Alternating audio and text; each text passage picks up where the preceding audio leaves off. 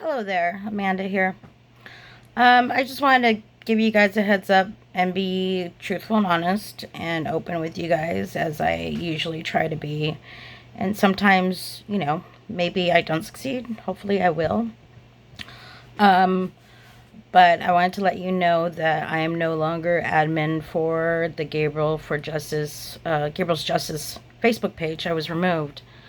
Um, but before I get into that, what I want to let you know also is that not earlier, it's been about a year and a half to 2 years now. Yeah, since about June or August of 2018, DCFS came in and removed my kids from my sister's care. And they did this because one of the reasons, which I'm still trying to understand and everything, but basically I couldn't get health insurance for them. When I contacted the office for Medi-Cal, they told me my sister had to contact them, and I told my sister to contact them, and I don't know that she ever did. But there was also a bunch of like misleading information leading up to that.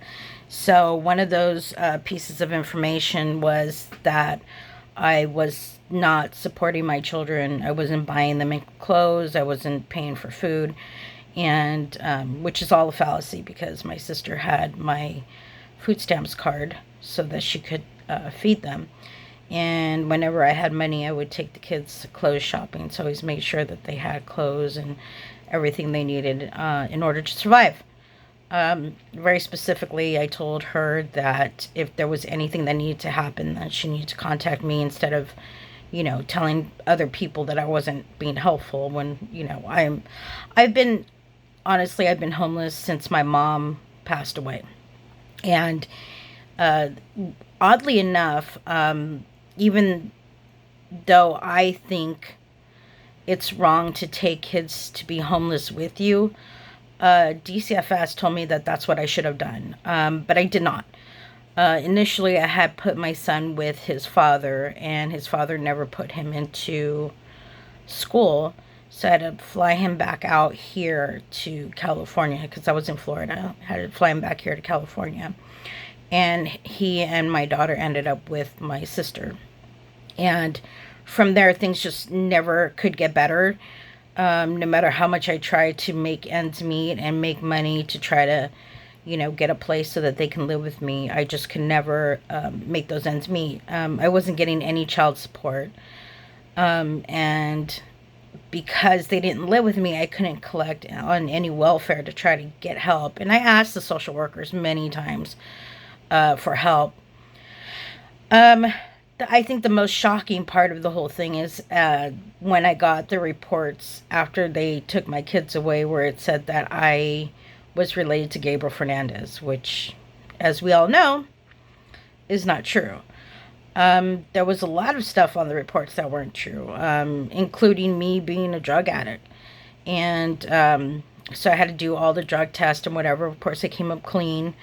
Um, I don't do drugs. So, but apparently, according to DCFS, that if you're homeless and cannot make ends meet, that means that you are obviously on drugs, which is not the case. So, I'm actually staying at my friends in Alhambra right now. I'm sorry, Altadena, and my kids are both placed with their fathers who have now stepped up. Um, and I'm not mad at them. And I miss my kids like crazy. The judges ordered only monitored visits and monitored phone calls and monitored this, monitored that, which I don't mind doing, except that I don't know how to. My daughter's father wants me to do a paid for monitor, which I don't even know where to get that from. And my son is mad at me, so he won't talk to me, and I still don't understand to this day why or what happened. Um, I was supposed to start doing therapy with them in regards to something. But, they won't tell me what it is, what's going on. But the therapists keep saying no, that they don't want my kids to do therapy with me, which I just don't understand. I don't get it. Anybody who's ever seen me with my kids, ever been around me with my kids, would tell you that, my kids are well adjusted. They're wonderful people. They love me. I love them. I take good care of them. As a matter of fact, one of my friends who is a pediatrician would spend weekends with us. We'd go camping and whatnot. And when I told her that they were being removed for neglect, she laughed and she said, kids who are neglected do not act the way your kids do. Your kids are not neglected. And she, like I said, we've all spent time together, so she sees how I parent and she sees how I am. But there was nothing I could do. My lawyer, they wouldn't give, like, I had 3 different lawyers. None of them would give me any advice on how I could, effectively be able to see my kids. And so finally in September of 2019, I decided that I was going to go ahead and let them take my kids and put them with their fathers, because I was living far away, and getting to that courthouse, it cost about $40 each way, taking the lift, and I didn't even know how many hours I would have to spend on the bus, because I was living in Woodland Hills at that time, and the courthouse is in like East LA or something like that. It's pretty far. But I wanted you to know that, and know that I do love my kids and I miss them dearly and completely. And in no way, in no way have I ever abused my children. That's one. That was 2 is that I love my kids and I miss them. And 3 is that, this has been one of the most horrific events I've ever had to go through. And I do not wish this on anybody at all. But with that being said, sometime in the past couple months, I was contacted by Gabriel's uncle. And he wanted to be admin on the page. And I said yes. And I said that would be great. And we can move forward together. And he decided unilaterally that he would just take me off of admin. He would stay admin. And that was it. And we had a bit of an argument today about it, because I feel as though I created this page, I created a community to support Gabriel and to move forward and to really fight child abuse and really try to find solutions. And it hurts. It hurts to just be removed for no reason, and then to have to battle all these lies again. Lies of me having money that, getting money, profiting off of Gabriel. I had to prove to him that I did when we did the fundraiser at the beginning of this whole, fiasco, that the money went somewhere, and it was followed up by a lawyer, and, there's paper traces of everything. And then there was the idea of this P.O. box. So I had gotten a P.O. box by Crystal, which was really helpful, so I could allow people to send things should they want to. And that was basically Emily and me. Like, she talked to me and she was just like, well, if the community wants to send you like gift cards or money or whatever, like you can do it. But she wanted me to keep it under wraps and not tell anybody. But I'm not like that. I want to make sure that the public knows. And so I did say it publicly, and it turned into a mess. And I was accused of trying to profit off of Gabriel and trying to make money here, make money there. Now, mind you, during all these years, I've never made any money off of anything that had to do with Gabriel. I've always worked for any money, any little piece of money that I could get my hands on. So I would never take money from you.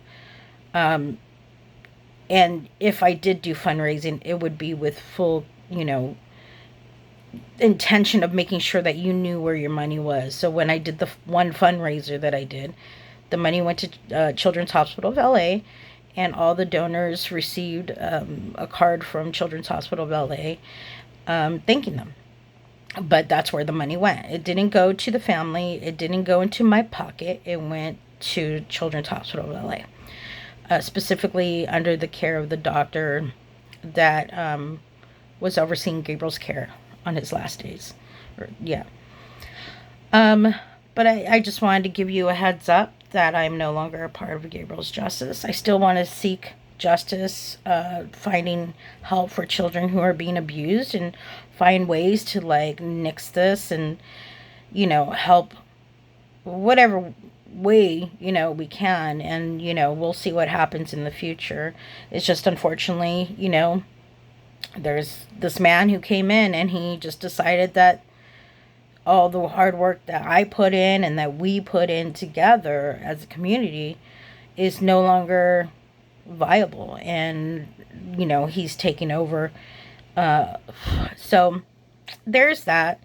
I'm just giving you the update because I know I haven't talked to you for a while, and I want to make sure that the fight's still there.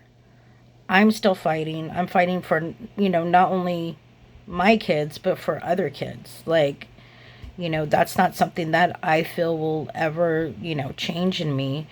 I may get distracted and, have to do other things for a little while, but that's always something that's going to be in my head and in my heart to do. And, I'll answer any questions that are, adult worthy. Like if you just want to shame me or say negative things, just keep it to yourself. I've gone through enough. But I mean, if that's what you really need to do, then fine, do it. But I probably won't respond to you. But, if anybody else has questions, please feel free to make a comment in the post here and I'll answer the best I could. I don't know. Yeah. Thank you for tuning in, and I hope you are all doing well in this COVID era. Bye.